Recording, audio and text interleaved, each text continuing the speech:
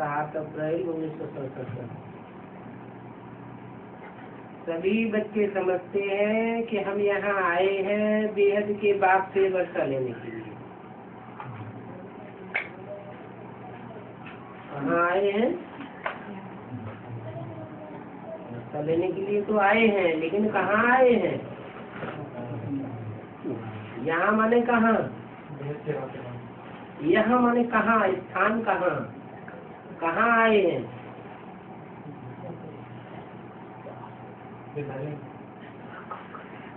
हाँ, जो विद्यालय है बाप का घर है, घर का घर भी है, विद्यालय का विद्यालय भी है, यूनिवर्सिटी भी है।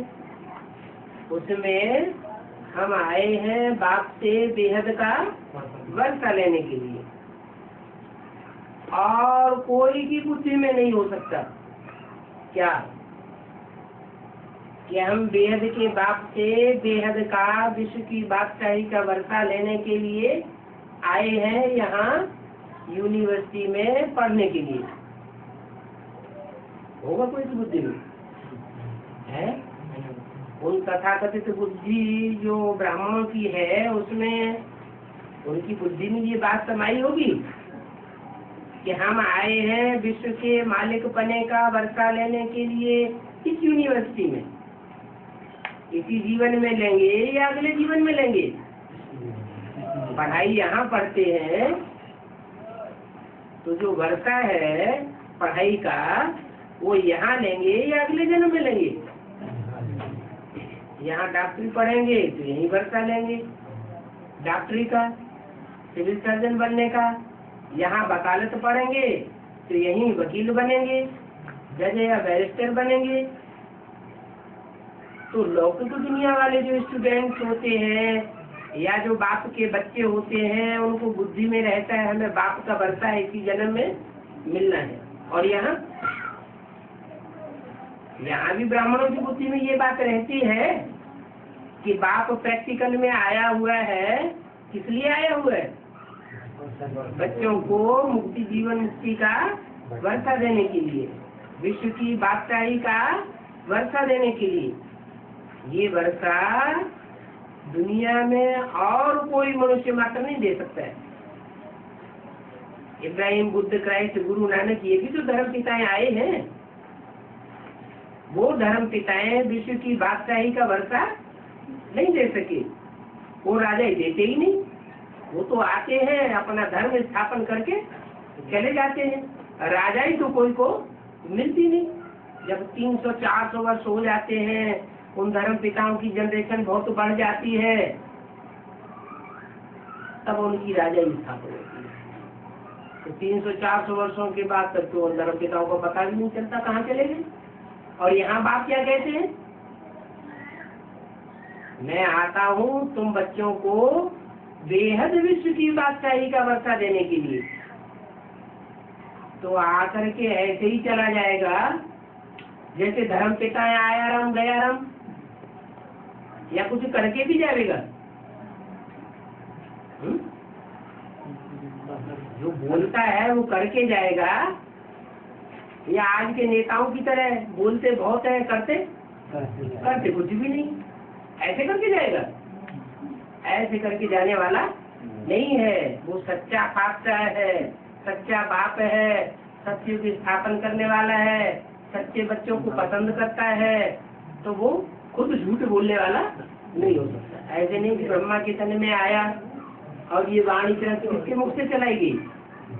ब्रह्मा के मुख से वाणी चलाई गई। शिव परमात्मा ने वाणी चलाई। तो परमात्मा की वाणी झूठ हो सकती है क्या? है? झूठ तो नहीं हो सकती। वो निराकार शिव ज्योति बिंदु इस शक्ति पर आता है तो पहले पहले माँ का रूप धारण करके आता है। दुनिया में भी जो बच्चे होते हैं उनकी पहचान पहले किससे होती है? बाप से होती है, माँ से होती है? पहले माँ से पहचान होती है। माँ प्यार से बच्चों को पढ़ाती है, स्नेह देती है, सहन करती है। बाप थोड़ी सहन करता है इतना। तो पहली पालना माँ से मिलती। इसलिए संसार में कहते भी है, गायन भी है, तुम्हें माता क्या पिता तुम्हें। माता का नाम पहले क्यों रख लिया है? क्योंकि परमात्मा भी जब इस सृष्टि पर आते हैं तो माता के रूप में पहले अपने बच्चों को पालना देते हैं। लेकिन माता से वर्षा मिलता है क्या? माता से वर्षा नहीं मिलता, लेकिन बाप से तो वर्षा मिलता है। हद के बाप से हद का वर्षा और बेहद के बाप से बेहद का वर्षा मिलता है। तो बोला बच्चे ये समझते हैं, क्या समझते हैं कि हम यहाँ आए हैं बेहद के बाप से बेहद की बादशाही का विश्व की बादशाही का वर्षा लेने। ये समझ है बुद्धि में, ये निश्चय है कि ऐसे ही पढ़ाई पढ़ रहे हैं? निश्चय है। और कोई की बुद्धि में ये निश्चय नहीं हो सकता। ये समझ और कोई दुनिया के स्टूडेंट की बुद्धि में ये बात नहीं बैठ सकती कि हम राजाई का वर्षा लेने के लिए आए हैं। बाप राजयोग सीखेंगे और राजयोग सीख करके इसी जन्म में हम राजाई का वर्षा लेंगे। क्यों? क्योंकि दुनिया में जितने भी पढ़ाने वाले मनुष्य गुरु हैं वो सब आधीन बनाते हैं या राजा बनाते हैं? राजा तो स्वाधीन होता है और बाप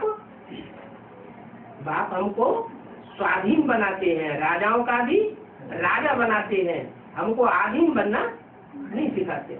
वो स्कूल होते हैं, कॉलेजेस होते हैं, मनुष्य जहाँ मनुष्य गुरु पढ़ाई पढ़ाते हैं, तो जो भी डॉक्टर बनते हैं, मास्टर बनते हैं, वकील बनते हैं, इंजीनियर बनते हैं, वो किसी के अधीन रहते हैं या नहीं?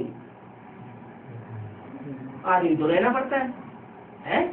तो वो स्वाधीन तो नहीं हुए। और बाप हमको कौन सी पढ़ाई पढ़ाते हैं? स्व को आत्मा समझो, स्व को आत्मा समझो और स्वाधीन बनो, ये वर्षा देते हैं।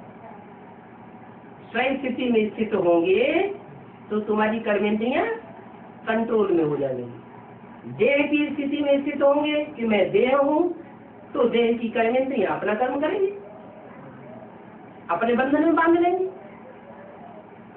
तो बाप इन सब बंधनों से छुड़ाने के लिए आए। हद का वर्षा भी 21 जन्मों के लिए नहीं मिलता है। कितने जन्म के लिए मिलता है? हद का वर्षा 1 जन्म के लिए मिलता है। और बेहद का बाप 21 जन्मों के लिए बेहद का वर्षा देते हैं। और बच्चों को अतीन्द्रिय सुख भी भागता होगा क्या?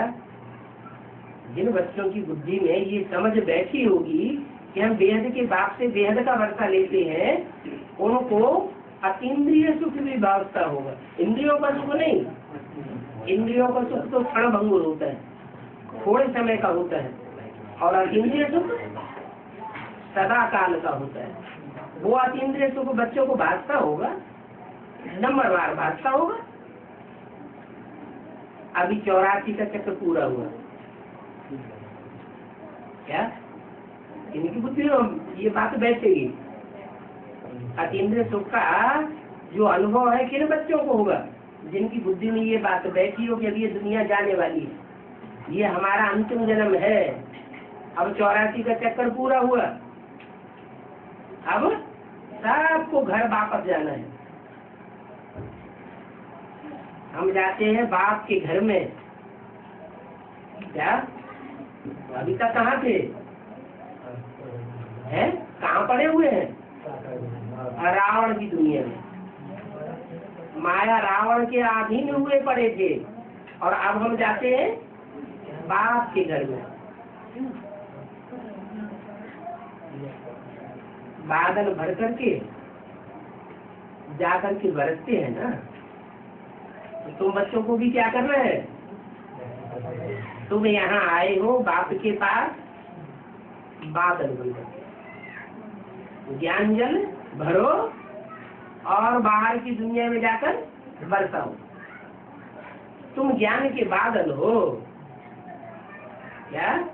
ज्ञान जल भरते हो और फिर बरसाते हो। पॉइंट धारण करके फिर जाकर के औरों को आप समान बनाना।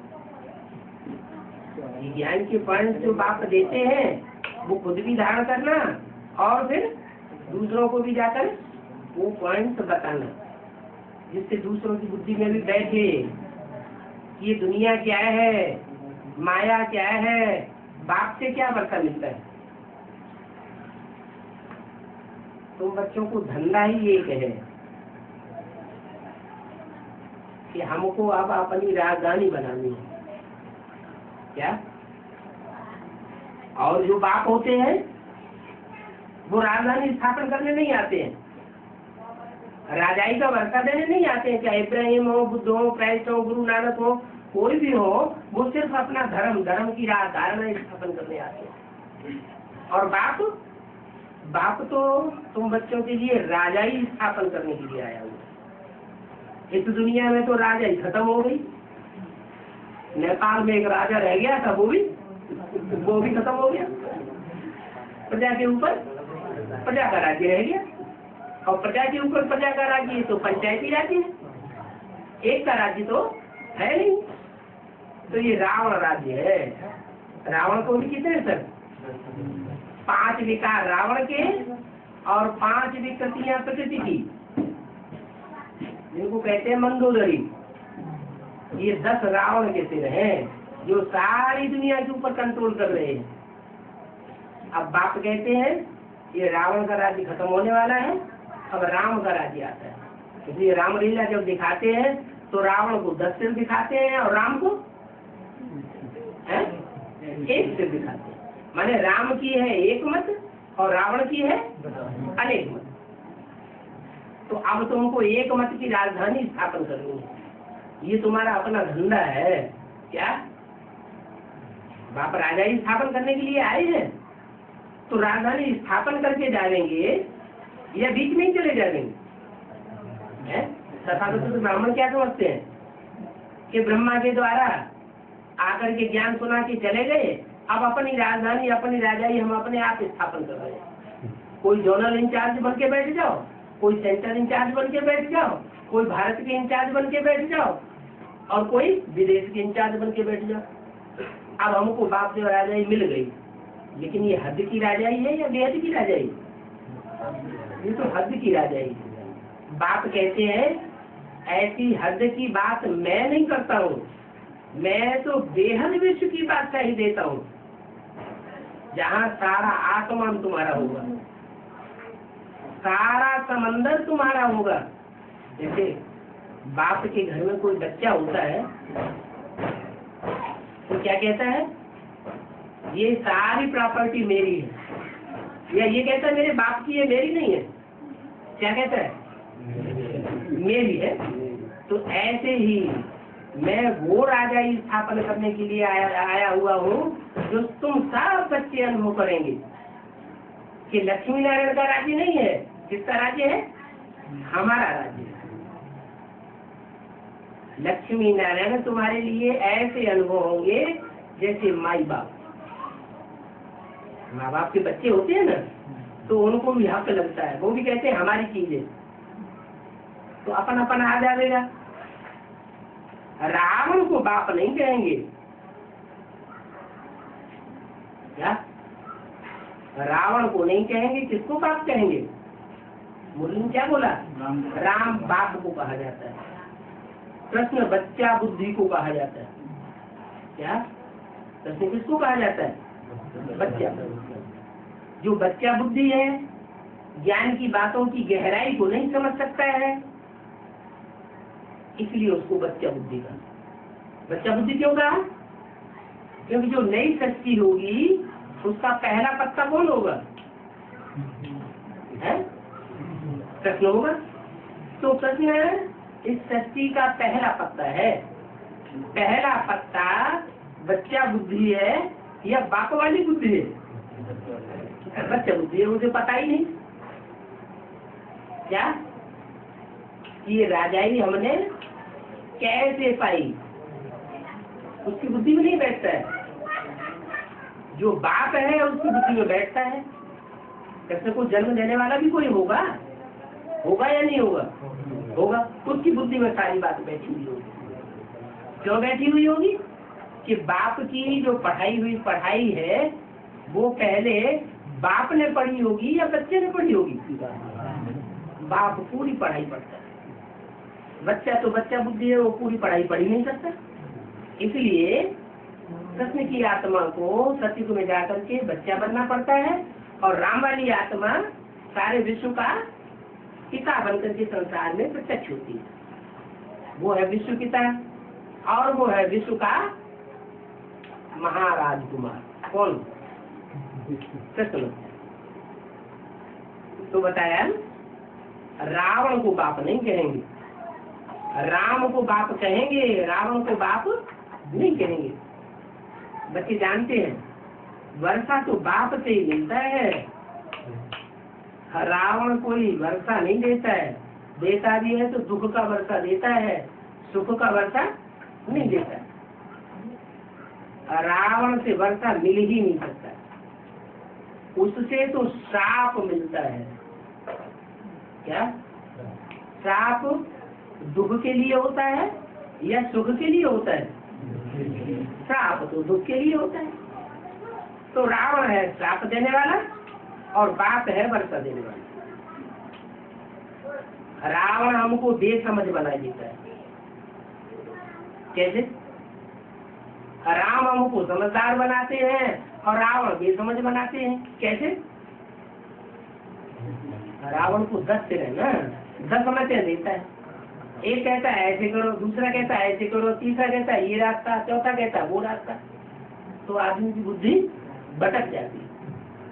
और राम को एक ही सिर है, एक ही मत है, एक ही बुद्धि देता है सबको कि ऐसे रास्ते पर चलोगे तो जन्म जन्मांतर सुखी रहोगे, और ऐसे रास्ते पर चलोगे तो जन्म जन्मांतर सुखी रहोगे। तुम भी बाप मिसल बन जाते हो क्या? तुम भी ये नहीं, ये बाप मिसल नहीं बनता। कौन बनते हो? तुम भी का मतलब क्या हुआ है? जो बाप के सन्मुख बैठ करके पढ़ाई पढ़ने वाले बच्चे हैं वो बाप मिसल बन जाते हैं। ये ब्रह्मा बाजू में बैठने वाला है या सन्मुख बैठने वाला है?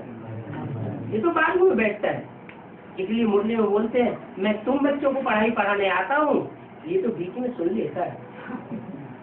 क्या मैं इसको पढ़ाई पढ़ाने के लिए नहीं आता हूँ, और इसको पढ़ाई पढ़ाऊँ तो ये बच्चा बुद्धि समझेगा भी नहीं कि नई सृष्टि कैसे स्थापन होगी, नई दुनिया की राजधानी कैसे स्थापन होगी, नई दुनिया की राजाई कैसे स्थापन होगी, इसकी बुद्धि में बैठने वाला नहीं। इसलिए मैं इसको नहीं पढ़ाता हूँ। पढ़ाता किसको? मैं तुमको पढ़ाता हूँ, ये बीच में सुन लेता है। ये मैंने कौन? ब्रह्मा। तो तुम बच्चे अभी बाप को भी जानते हो और शक्ति चक्र को भी जानते हो। क्या तुम सुदर्शन चक्र को घुमाने वाले सुदर्शन चक्रधारी बच्चे हो ना? तो तुम्हारी बुद्धि में सुदर्शन चक्र का पूरा ज्ञान बैठा हुआ है। तुम्हारी बुद्धि में, इसकी बुद्धि में नहीं। क्यों? इसकी बुद्धि में क्यों नहीं बैठा हुआ है? क्योंकि ये बच्चा बुद्धि है। अगर इसको समझाया भी तो बस इतना रखेगा, सत्युग त्रेता द्वापर कलयुग संगम युग, सत्युग त्रेता द्वापर कलयुग संगम युग, ये हो गया चक्कर घुमाना। क्या ये सुदर्शन चक्र कैसे घुमाते? ब्रह्मा कुमार कुमारी कैसे घुमाते हैं सुदर्शन चक्र? है वो तथाकथित ब्रह्मा कुमार कुमारी सुदर्शन चक्र कैसे घुमाते हैं? क्या करते हैं? किसी को बताते भी हैं तो क्या बताते हैं? अरे कुछ बताते हैं कि नहीं? यही तो बताते हैं। सत्युग, सत्युग के बाद त्रेता, त्रेता के बाद द्वापर, द्वापर के बाद कलयुग, कलयुग के बाद संगम। 5000 वर्ष का चक्कर पूरा हुआ। अरे कोई शूटिंग का भी राज बताते हैं? कोई ड्रामा होता है तो उसकी रिहर्सल की जाती है कि नहीं की जाती है? रिकॉर्डिंग की जाती है कि नहीं की जाती है? तो रिकॉर्डिंग का राज क्या है? 5000 वर्ष की सृष्टि में जिस मनुष्य आत्मा ने भी जो पार्ट बजाया है वो सुदर्शन चक्र घुमाने से क्लियर होता है। क्या हर आत्मा अपना अपना मनन चिंतन मंथन करके अपने अपने 84 जन्मों का पार्ट खोल सकती है। ये ऐसा प्रोसीजर दिया है ज्ञान का कि जो भी मनन चिंतन मंथन करेगा वो अपने 84 जन्मों को जान सकता है। तो तुम बच्चों को चक्रवर्ती राजा बनने के लिए फिर ये चक्र घुमाना बहुत जरूरी है। कौन सा चक्र, क्या नाम है इसका? स्व माने आत्मा, स्व माने आत्मा, दर्शन मन देखना, अपनी आत्मा का 84 का चक्र में क्या क्या पार्ट है वो देखना। उसका नाम क्या दिया? स्वदर्शन चक्र। कैसा चक्र? 84 का चक्र। क्या देखना है उसमें? हमारी आत्मा का 84 के चक्र में क्या क्या पार्ट है वो तुम अभी जान सकते हो।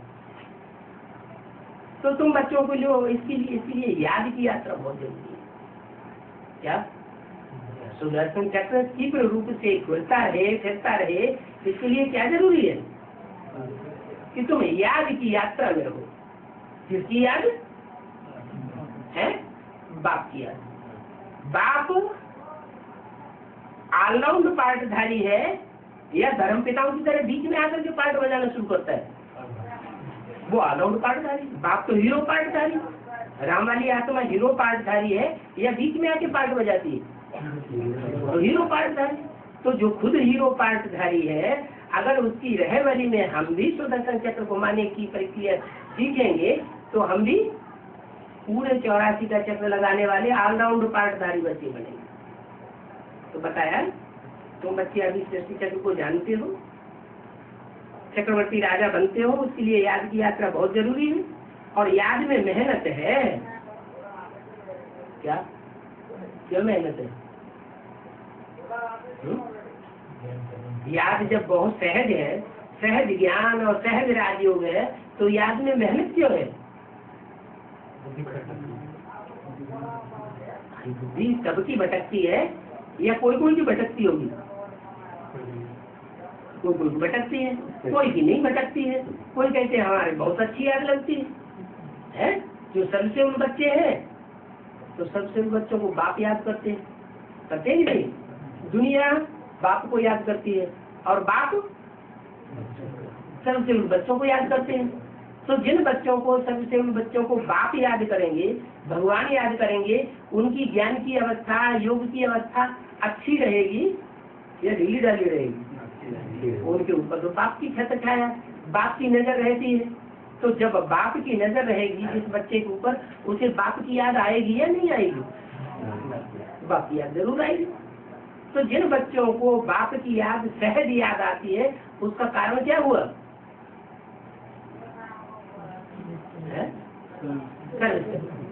जो बच्चे बाप की सेवा में, ईश्वरीय सेवा में लगे रहते हैं, उनको बाप की याद बहुत सहज हो जाती है।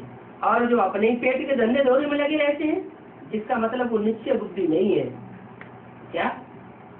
इस बात पर निश्चय बुद्धि नहीं है कि बाप ने मुरली में ये बोला हुआ है, मेरी सर्विस करने वाले बच्चे भूख नहीं मर सकते। अगर ये निश्चय बुद्धि में बैठा हो तो क्या करेगा? ऐसे तो बाप ने बता दिया है, तुमको कठिन लगता हो, तुम 8 घंटे अपने पेट की सेवा करो, 8 घंटे अपनी शरीर की सेवा करो। अपने शरीर के लिए करना होता है ना कुछ, वो करो, और 8 घंटे ईश्वरीय सेवा करो। शरीर की सर्विस करने के लिए सोना जरूरी है, तो 4 घंटे सोने में लगाओ। 2 घंटे नहाने धोने और खाने पीने में जो टाइम जाता है उसमें भी लगाओ। 8 घंटा वो छोड़ दिया, 8 घंटा परिवार और अपने पेट की पूर्ति में लगाओ। फिर 8 घंटा जो बच्चा वो क्या करो? ईश्वरीय सेवा करो। तो जो बच्चे ये रूटीन अपनाते हैं तो सर्विसेबल हुए ना। ऐसे सर्विसेबल बच्चों को बाप याद करते हैं, तो उनका कितना भाग्य बनता होगा। तो ये याद मुख्य है। याद के लिए खास बैठाया भी नहीं जाता है। क्या नहीं बैठाया जाता? कि अभी आधा पौना घंटा याद में बैठे, सुपाई लिए बैठे हैं। इसके लिए बाप कहते हैं कि सारा दिन जो अपने धंधे धोरी में लगे रहते हैं, वो कम से कम आधा पौना घंटा से याद में बैठे, इसलिए इनको नाक पकड़ के याद में बैठाया जाता है। नहीं तो याद में कोई बैठने की दरकार नहीं है। हमारा तो कर्म योग है। क्या क्या योग है? नाम इसका है कर्म योग। कर्म करते रहो और बाप को याद करते रहो। तुम योग नाम लेते हो तो समझते हैं कि योग में बैठना ही होता होगा। क्या? योग में बैठने की बात नहीं है। और योग शब्द ही जो भूल जाओ। क्या कहो? बाप किया। योग तो सन्यासियों का अक्षर है। तो योग में खास बैठने की दरकार नहीं है, ये याद है। ये तो उठते बैठते चलते फिरते काम करते भी प्रैक्टिस करनी है। बैठेंगे तो भी संकल्प बहुत आ लेंगे। क्या? हाथ याद में बैठ करके याद करेंगे तो भी कोई जरूरी नहीं कि संकल्प नहीं आवे। बैठ के याद करेंगे तो और ज्यादा संकल्प आवेंगे। इसलिए क्या करो? चलते फिरते उठते बैठते याद करो। आशिक होता है, कोई मासूका से लगाव लग जाता है। लवर्स होते हैं ना, एक दूसरे को प्यार करते हैं तो काम करते, कारखाने में जाते, रास्ते में जाते, उनकी बुद्धि में क्या रहता है? वही याद आता रहता है ना। कारखाने में काम करते करते भी मासूका याद आती है ना। तो तुम भी कैसे याद करो? ऐसे याद करो। ये ओरिजिनल याद है। क्या? कर्म करते याद में लगे रहना। ये ओरिजिनल याद नहीं है कि ढोलक बजाई, मजीरा बजाया, संगीत बजाया, नाच गाना किया, डांस किया और भगवान को याद किया। नहीं, ये तो आर्टिफिशियल याद है। इसमें गीत बजाने की भी दरकार नहीं है। माँ अपने बच्चे को याद करती है तो ढोलक मजीरा लेकर के बजाती है क्या? बच्चा अपने बाप को याद करता है तो कोई गीत गा के याद करता है क्या? ये बाप नहीं सिखाते, ये तो मनुष्यों की मत है। बाप ने तो मुरली में मत दी कि टेप रिकॉर्डर किस लिए रखना है? ये बाप की एक्यूरेट वाणी सुनाता है। क्या? इसलिए टेप रिकॉर्ड रखो। लेकिन मनमत में क्या बना दिया है? गाने बन दिए। गीत गाओ, डांस करो, झांझ मजीरा बजाओ और फिर बाबा को याद करो। ये एक परंपरा बना दी। बाप ने कभी ऐसे मुरली में बताया नहीं है। ऐसे याद में बैठने की कोई दरकार नहीं। यहाँ तो उठते बैठते याद करना है। चलते फिरते प्रैक्टिस करनी है। तुम आशिक हो और तुमको बहुत अच्छा मासूक मिला हुआ है। अभी तुमने उस मासूक को जान लिया है। क्या? जिस मासूक के पीछे सारी दुनिया पागल है, उस मासूक के तुम आशिक बने हो। तुमने भी जाना है और सारी दुनिया ने उस मासूक को जाना नहीं है। अब तुमको ज्ञान मिल चुका है। अपने को स्टार समझ करके फिर बाप को याद करना। क्या? ये शर्त है। क्या?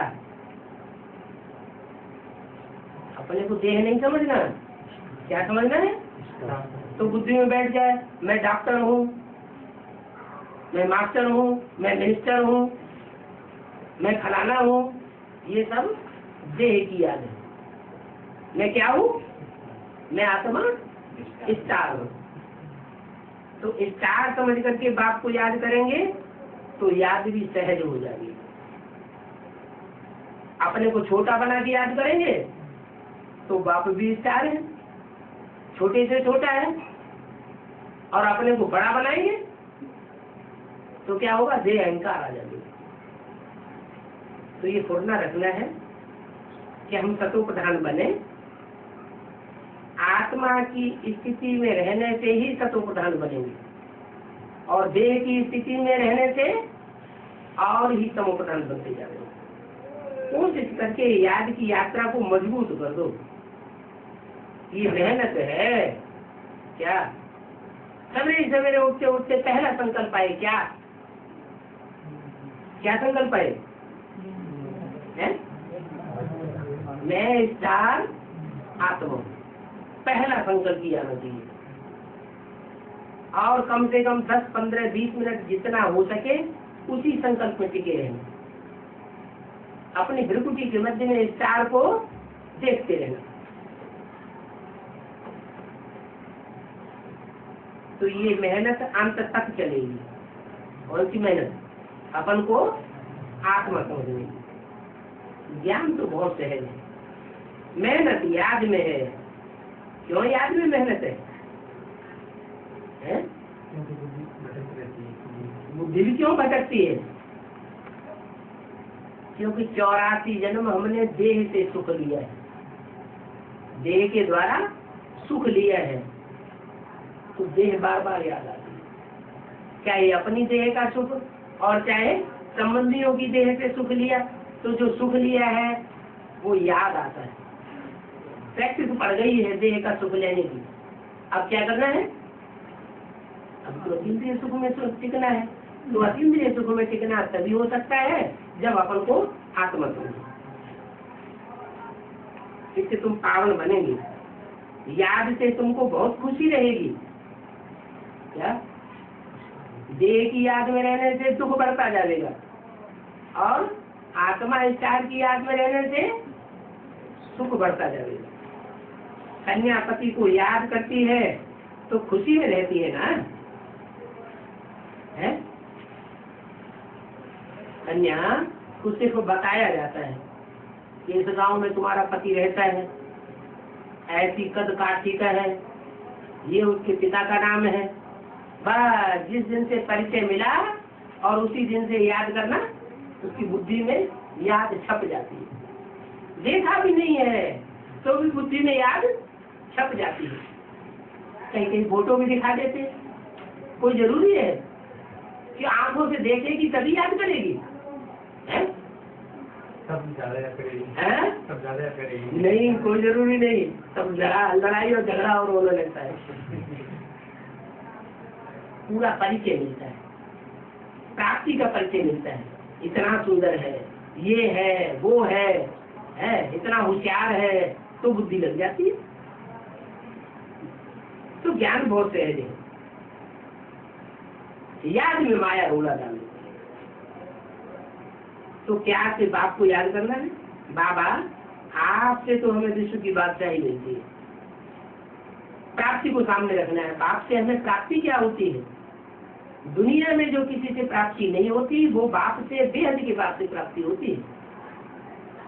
84 जन्मों में 84 बाप मिले। उन बापों से कभी इतनी प्राप्ति नहीं हुई होगी जो जन्म जन्मांतर काम आ गई। धर्म पिताएं होते हैं, इतने महान होते हैं। आज क्रिश्चियन से 150 के करोड़ की तादाद में है और क्राइस्ट को याद करते हैं। उनको भी क्राइस्ट से इतनी प्राप्ति नहीं होती जितनी प्राप्ति बाप से होती। तो बोला मन न चित्त।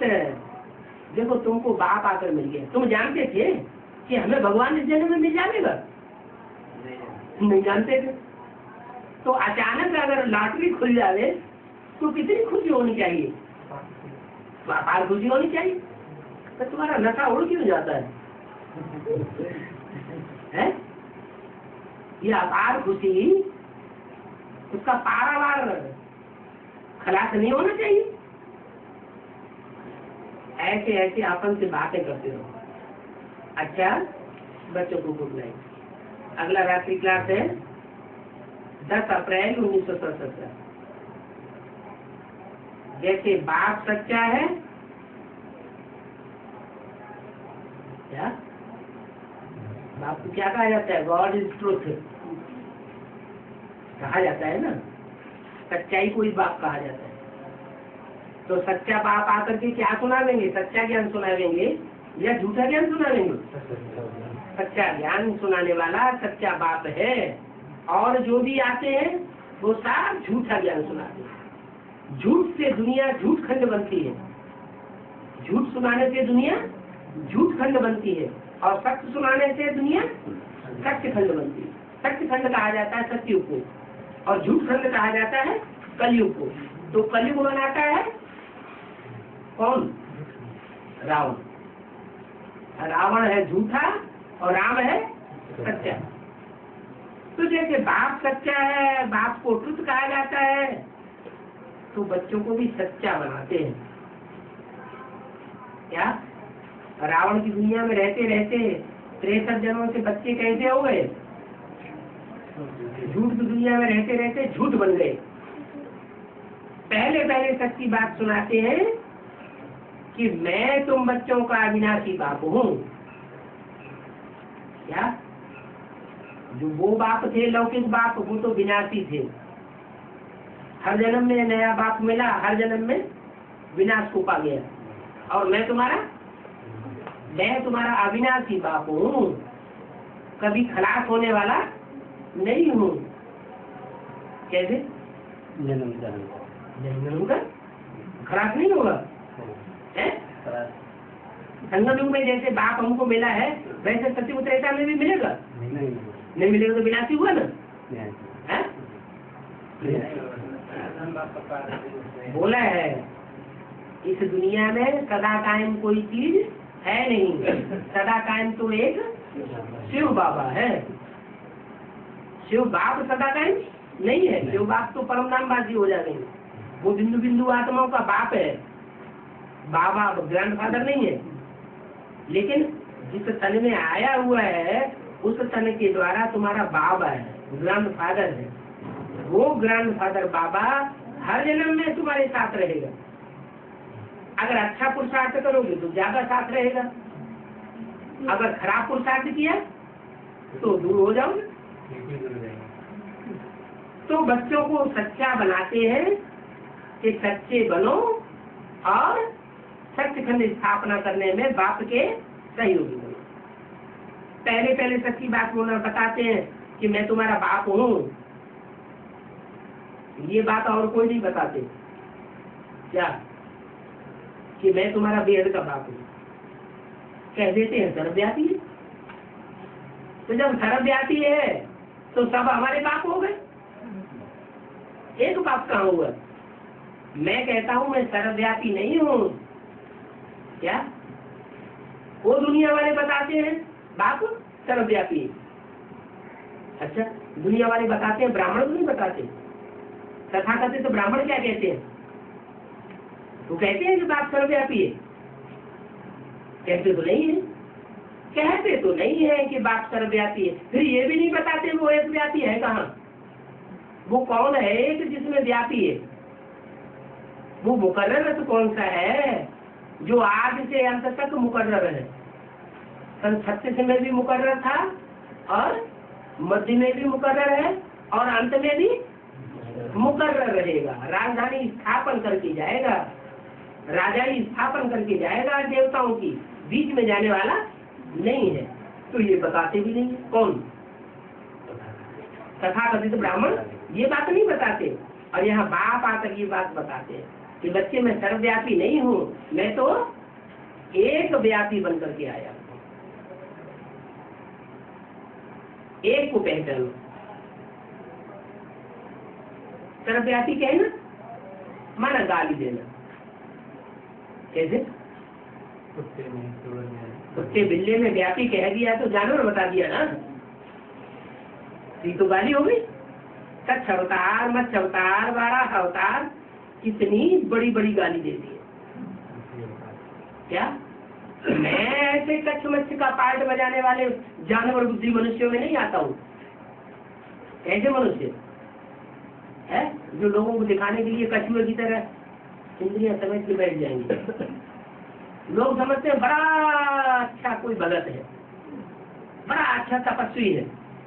जैसे बगुला होता है ना, तो बगुला एक टांग पर खड़ा हो जाएगा है, लोग समझे बड़ा अच्छा भगत है, बड़ी तपस्या करता है बगुला।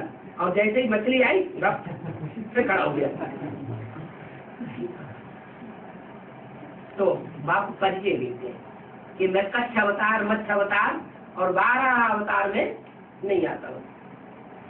किसमें आता हूँ? जो जल जंतु हैं, ज्ञान जल में पलने वाले हैं, उन जानवर अवतारों में नहीं आता हूँ कि जब तक ज्ञान जल में चलेंगे तब तक अच्छे चलेंगे, और ज्ञान जल से निकाल के उनको बाहर कर दो या माया उनको बाहर कर देती है तो ज्ञान में से टूट जाते हैं, शादी का जवाब बर्बादी कर लेते हैं। मैं ऐसे कच्छ मत्स्य अवतार में नहीं आता हूँ। मैं किस में आता हूँ?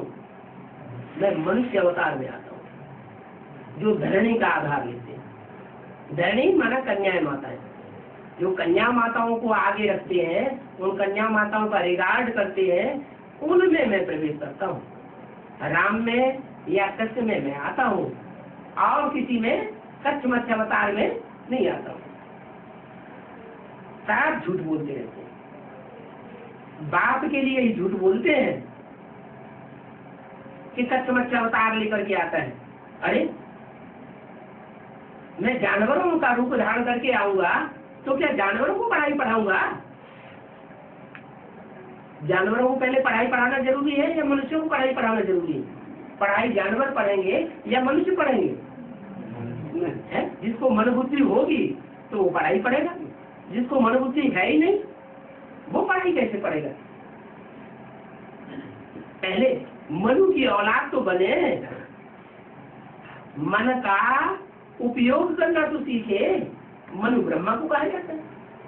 ब्रह्मा कुमार कुमारी ही नहीं बनते, ब्रह्मा की बात ही नहीं मानते, अपनी मत पर चलते हैं। उन कच्छ मत्स्य अवतारों में मैं नहीं आता हूँ। क्या जो भगवान आते हैं, भगवान ब्रह्मा के तन में आते हैं और ब्रह्मा मुख से सुनाते हैं, ब्रह्मा मुख वंशावली बच्चे बनते हैं, मुख से निकली हुई बात को मानते हैं, उनको मैं पढ़ाई पढ़ाता हूँ। और जो उसके मुख से निकली हुई बात को मानते ही नहीं, मैं उनको पढ़ाई नहीं पढ़ाता हूँ, न उनमें प्रवेश करके मैं कोई काम करता हूँ। मैं जानवरों में प्रवेश करके क्या करूंगा? सब झूठ बोलते हैं। बाप आकर के सच्चा बनाते हैं, सच बात बताते हैं, ऐसा सच्चा बनाते हैं जो कि तुम आधा कल्प फिर कभी भी झूठ नहीं बोलेंगे।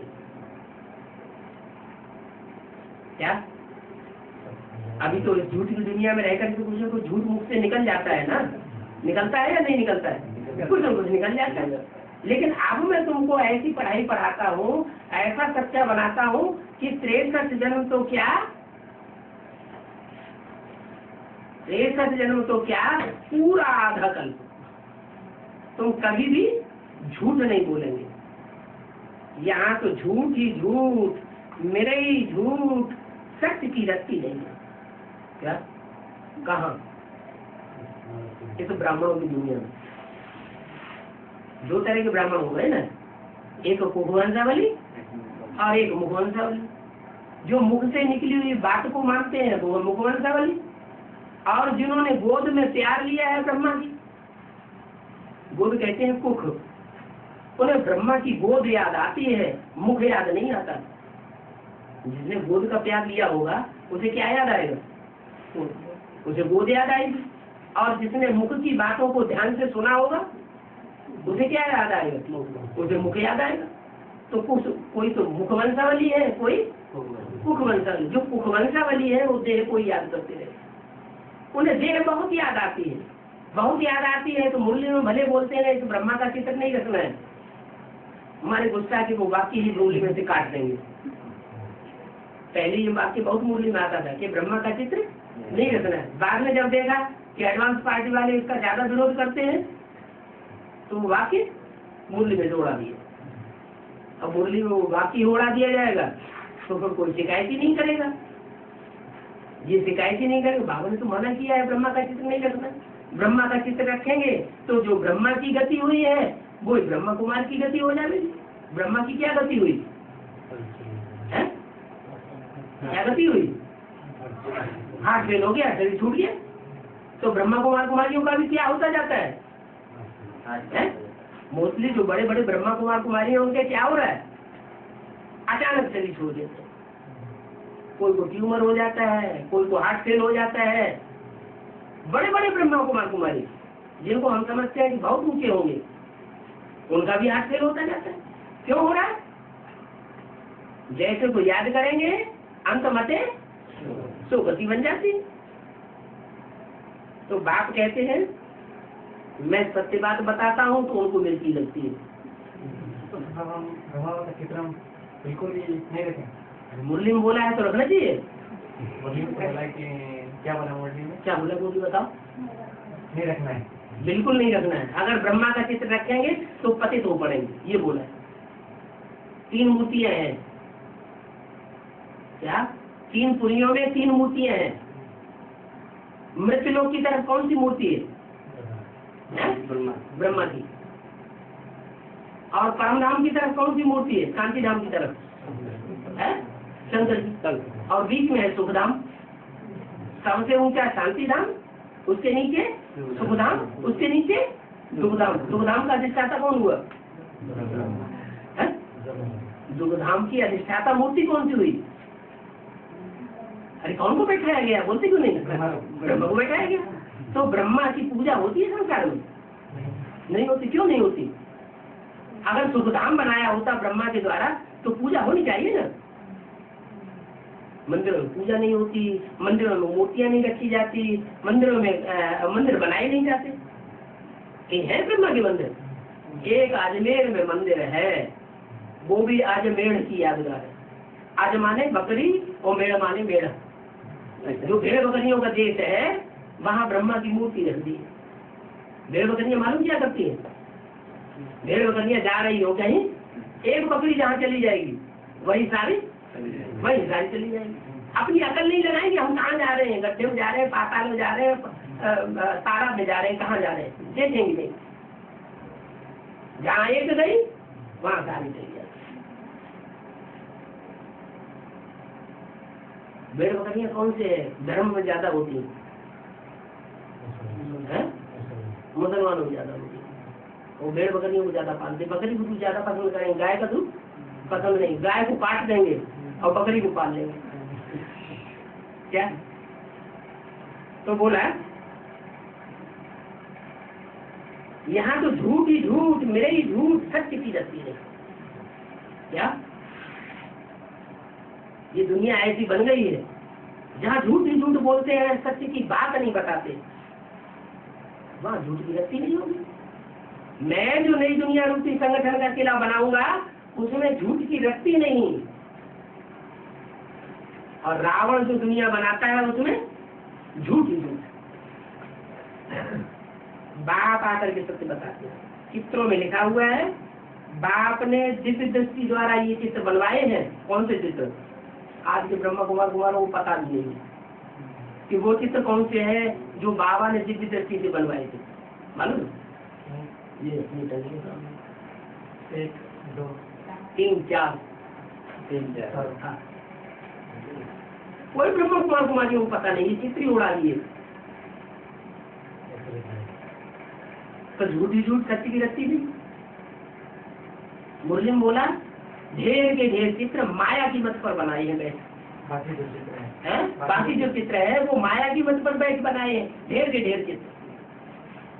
उसके लिए बाबा ने एक पहाड़ा दिया, टू मैनी क्वींस। जिस राजा को ढेर सारी रानियां हो तो सारी बुद्धि रानियों में चली जाएगी या राजा संभालेगा? सारी बुद्धि रानियों में चली जाएगी। तो इतने ढेर सारे चित्रों की दरकार ही नहीं है। बाबा ने जो चित्र हमको बना करके दिलवाए हैं साक्षात्कार से, उन चित्रों में सारा ज्ञान भरा हुआ है। चित्र किस लिए बनाए जाते हैं? चित्र बनाए जाते हैं चरित्र को याद करने के लिए। चित्र बनाए जाते हैं दर्शन करने के लिए। चित्र बनाए जाते हैं महिमा करने के लिए। चित्र बनाए जाते हैं पूजन करने के लिए। तो ये 4 चित्र जो है वो तो बहुत श्रेष्ठ चित्र हैं, बाबा ने बनवाए हैं, दिव्य दृष्टि द्वारा बनवाए हैं। अपने आप बन गए। संदेशियां ध्यान में जाती थी, वह ध्यान में देख करके आती थी, चित्रकार को कहती थी ऐसे ऐसे बनाओ, ऐसे ऐसे हमने देखा, वो बनाता था, बाबा उसको करेक्ट करते थे। सारी बात तो मुरली में बताइए। बच्चे देख करके आकर के बनाते हैं, फिर बाप आकर के करेक्शन करते हैं। मुरली में सारा लिखा हुआ है। चित्र तो बाबा ने बनवाया, चित्र में जो लिखा हुआ ये वाला, ये भी बाबा ने लिखवाया। तो बाबा झूठ थोड़े लिखवाएंगे। तुम काल पर विजय पाते हो क्या? यह काल पर विजय नहीं पाता। कौन? यह काल पर विजय नहीं पाता, तुम काल पर विजय पाते हो। यह माने कौन? ब्रह्मा जो बाजू में बैठा है वो मर जाएगा ऐसे ही। ये पूरी पढ़ाई नहीं पढ़ता। ये बेसिक नॉलेज की पढ़ाई पढ़ के प्राइमरी स्कूल की पढ़ाई पढ़ के चला जाता है। इसको फॉलो करने वाले भी प्राइमरी स्कूल की पढ़ाई पढ़ के चले जाएंगे, साफ शरीर छोड़ जाएंगे। बाप तो कहते हैं तुम यहाँ पढ़ाई पढ़ो और यहीं में तुमको राजा ही दे के जाऊंगा। विश्व की बादशाही दे करके जाऊंगा, तो सही छोड़ कर उनको पढ़ाई का फायदा क्या हुआ? वो दुनिया में पढ़ाई पढ़ते हैं, मास्टर की पढ़ाई पढ़ेंगे, वकील की पढ़ाई पढ़ेंगे, डॉक्टर की पढ़ाई, वहाँ ये सिखाया जाता है यहाँ तो डॉक्टर की पढ़ाई पढ़ो, अगले जन्म में डॉक्टर बन जाना। पढ़ाते हैं ऐसे है? बाप कहते हैं मैं धोबी बनकर के आया हूँ, क्या मैं तुम्हारे शरीर रूपी वस्त्र को धोता हूँ। ऐसा धोबी किस काम का कि कपड़ा फाड़ के रख दे और कहीं अगले जन्म में ले लेना। अरे तुम्हारी कंचन काया नहीं बनेगी तो राधा कृष्ण जैसे बच्चे कंचन काया वाले कहाँ से पैदा होंगे? इसकी बात नहीं समझ में आती। कंचन काया पहले योग बल से यहाँ बननी है ना, यहाँ हमारा खून शुद्ध होगा तो वहाँ शुद्ध खून के बच्चे पैदा होंगे। यहाँ अशुद्ध खून के बच्चे पैदा हो रहे हैं तो बीमार दुखी रोगी परेशान पैदा होते हैं। सारी जिंदगी शरीर बीमार बना रहते हैं। बाप कहते हैं अभी मैं तुम्हारी आत्मा रूपी बिंदु स्टार को सुधारने के लिए आया। कंसंट्रेशन से, बाप की याद से अपनी आत्मा रूपी बीज को सुधार लो, ये शरीर तुम्हारा अपने आप सुधर जाएगा। ये शरीर वृक्ष है और आत्मा बीज है। बीज सुंदर होगा तो वृक्ष भी सुंदर होगा। तो तुम काल पर जीत पाते हो क्या? ये काल पर जीत नहीं पाता और इसको फॉलो करने वाले भी काल पर जीत नहीं पाएंगे। फॉलो करने वाले कौन? जो अपन कहते हैं ब्रह्मा कुमार और कुमारी, बाप का नाम भूल जाते हैं। तो ब्रह्मा कुमार को देखा जो अपने नाम के आगे प्रजापिता ब्रह्मा कुमार कुमारी लगाए है, बाप का नाम उड़ा देंगे और अम्मा का नाम लेंगे। कोई बच्चे से पूछा जाए तुम्हारे माँ बाप का नाम क्या है, तो बार बार वो अपनी अम्मा का नाम बताए और बाप का नाम ना बताए, तो मालूम लोग क्या समझेंगे? है? कोई बच्चा हो अपनी अम्मा का नाम बार बार बताए और बाप का नाम ना बताए तो बच्चे क्या समझेंगे? तो दूसरे दुनिया वाले क्या समझेंगे? हैं? नाजायज समझेंगे ना, ये रंजी पुत्र है, ये तो नहीं पता। और मुरली में भी बोला कि बच्चे तुम हमेशा देखो प्रजापिता ब्रह्मा कुमार कुमारी, लेकिन उन्हें प्रजापिता से बड़ी नफरत है क्योंकि उसकी लाश गुम कर दी है किसी आदमी। प्रजापिता का नाम निशान ही खत्म कर दिया। ब्रह्मा कुमार कुमारी याद रहेंगे। तो जो पुराने चित्र हैं उन चित्रों में लिखा हुआ था ब्रह्मा कुमारी ईश्वर विश्वविद्यालय। बाबा ने फिर भी लिखवाया नए चित्रों में, जो सीढ़ी और झाड़ के चित्र हैं उनमें लिखवाया प्रजापिता शब्द जोड़ो इन चित्रों में, तब उसमें प्रजापिता शब्द जोड़ा हुआ। फिर बाद में फिर खत्म। अभी सिर्फ बोर्डों पे लिखा हुआ है प्रजापिता ब्रह्मा कुमारी ईश्वर विश्वविद्यालय, लेकिन अपने अपने नाम के आगे कोई प्रजापिता नहीं लिखता है, क्योंकि अगर लिखेगा तो बताना भी पड़ेगा। मुरली में बोला हुआ है प्रजापिता से 80 करोड़ होनी चाहिए, प्रजा है 500 करोड़, तो प्रजापिता भी कम होना चाहिए, 80 करोड़ होना चाहिए। ब्रह्मा सूक्ष्म पतनवासी हो सकता है, लेकिन प्रजापिता साकार सृष्टि पर होना चाहिए। जब तक 500 करोड़ प्रजा इस सृष्टि पर मौजूद है, तब तक बाप का फर्ज है, बाप की जिम्मेवारी है कि एक एक बच्चे को वापस ले जाना। इसलिए झाड़ का जो चित्र बना है ना, उसमें ऊपर शंकर का चित्र दिखाया है, सब आत्माएं जा रही है परम धाम। ब्रह्मा का चित्र नहीं दिखाया, विष्णु को नहीं दिखाया, किसका दिखाया? देखो झाड़ के ऊपर शंकर बैठा हुआ है, वो विश्व पिता है। अपनी भारतीय परंपरा में भक्ति मार्ग में जगतम पितरम वंदे पार्वती परमेश्वरों, पार्वती परमेश्वर को क्या माना जाता है? जगत के माता पिता माना जाता है। तो तुम काल पर विजय पाते हो। भगवान को कालों का काल महाकाल कहा जाता है। क्या? कालों का भी काल है, महाकाल है, उसको कोई मृत्यु को प्राप्त करते हुए नहीं देख सकता। क्या?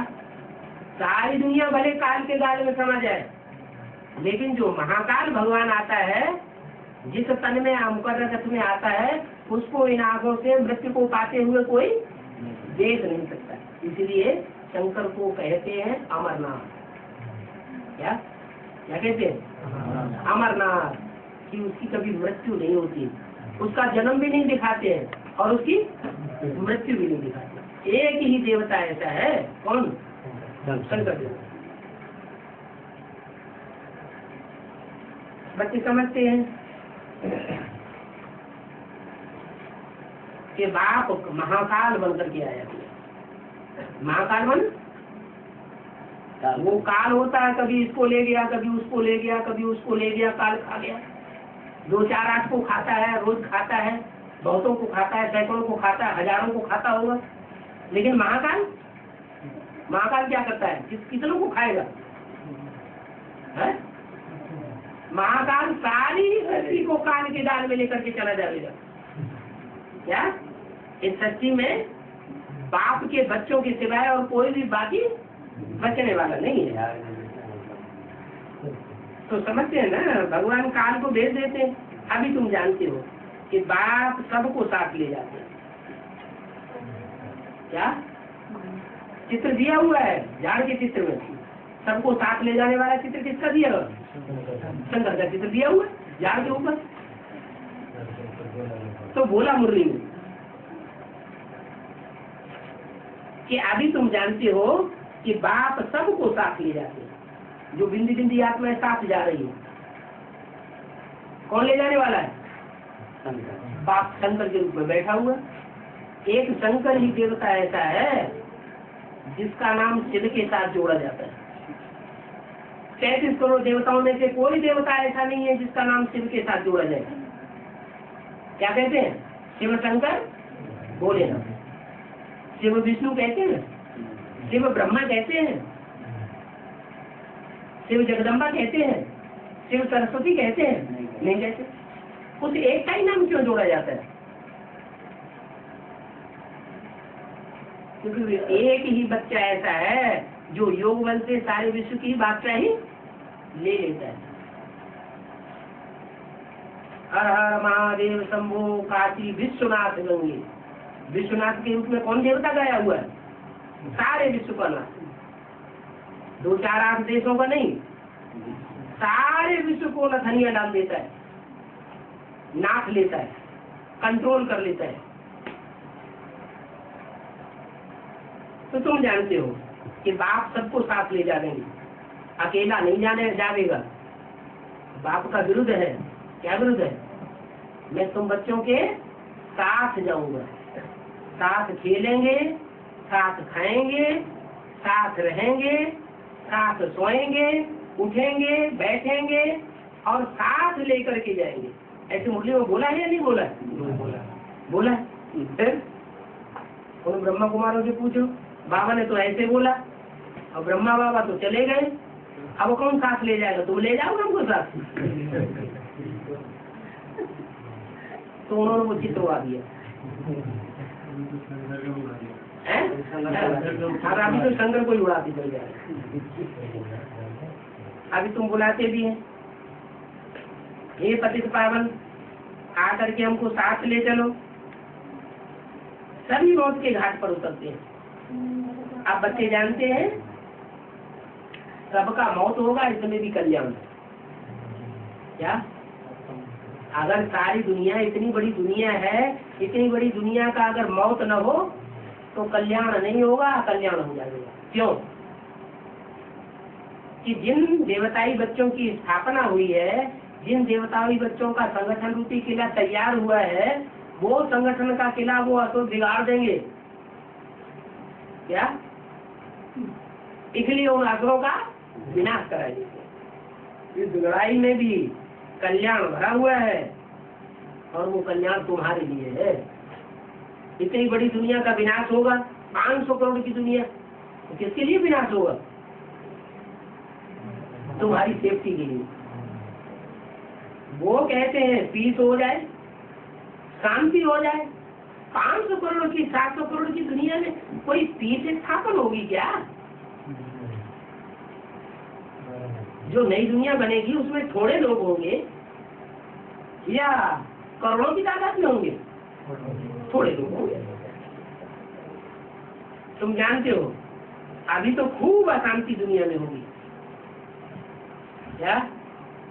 अभी तो कुछ भी अशांति नहीं है। आराम से खा रहे हैं, पी रहे हैं, सो रहे हैं। अभी कोई भगदड़ नहीं है। नेपाल में 13 दिन के लिए थोड़ी सी भगदड़ हुई। कितने दिन के लिए? 19 दिन के लिए। 19 दिन के लिए ऐसी मुसीबत आ गई। राज परिवार के दिल से जाके पूछो राज परिवार का क्या हाल था। रातों रात नींद नहीं आ रही थी। और अभी तो आराम से शांति का टाइम चल रहा है। अभी आगे चल करके खूब अशांति दुनिया में होगी, परंतु तुम कोई ऐसे बोलते नहीं हो क्या कि आगे चल करके दुनिया में बहुत अशांति होने वाली है। जानते हो ये तो ड्रामा में नून है, हम क्यों बोले। ये महाभारत लड़ाई तो होगी। तुम्हारे इस यज्ञ में जो कुछ भी देखने में आता है, क्या तुम्हारे इस यज्ञ में अभी जो कुछ भी देखने में आता है वो सब स्वाहा हो जाएगा। शांति धाम, सुखधाम, इतनी बड़ी बड़ी बिल्डिंगें बनाई हैं, वो सब खराब हो जाएंगी। ये नई दुनिया में रहेंगी या नहीं रहेंगी? अरे बोलो तो, अरे ये रहेंगी कि नहीं रहेंगी? रहेंगी। ये सुखधाम शांति धाम जो माउंट आबू में बनाया वो रहेगा। मनुष्यों ने बनाया, भगवान ने बनाया। मनुष्यों ने बनाई हुई चीज दुनिया में रहेगी। मनुष्य भी विनाशी और मनुष्यों की बनाई हुई चीज भी विनाशी। भगवान जो बनाते हैं वो तो नई दुनिया का संगठन बनाएंगे। सच्चे सच्चे बच्चों का, सोने जैसे सच्चे बच्चे हैं उनका संगठन बनाते हैं। वो संगठन स्थायी रहेगा और बाकी सब दुनिया स्वाहा हो जाएगी। गीता में भी अर्जुन को विनाश और स्थापना का साक्षात्कार हुआ ना, तो बाप आकर के तुमको स्थापना और विनाश का साक्षात्कार कराए रहे हैं। तो समझना चाहिए कि बरोबर अब चेंज होनी है। एक अर्जुन को तो सिर्फ साक्षात्कार नहीं कराया, फिर घोड़ागाड़ी दिखाई दी। तुम तो अभी जानते हो योग से ही कृष्ण ने ये पद पाया है। तुम्हारे आगे इस ज्ञान में सारी दुनिया है। क्या तुम अकेले ज्ञान में नहीं आए हो? इस ज्ञान को सारी दुनिया के लोग समझेंगे। अगर इस ज्ञान को न समझे तो उनको भगवान से सुख शांति का पहले जन्म का भी वर्षा नहीं मिलेगा। दुनिया की हर आत्मा जो परम नाम से ऊपर नीचे उतरती है, पहला जन्म लेती है, वो पहले जन्म में हर आत्मा सुखी होती है, दुख नहीं होती। तुम्हारे आगे इस ज्ञान में सारी दुनिया आने वाली है। फिर सत्य में तुम बेवकूफ बन जाते हो। सबसे दुर्लभ तुम्हारा ये जन्म है, ब्राह्मण जन्म। अभी तुम ईश्वरीय योद में आते हो ना, इसलिए दुर्लभ जन्म। ओम शांति।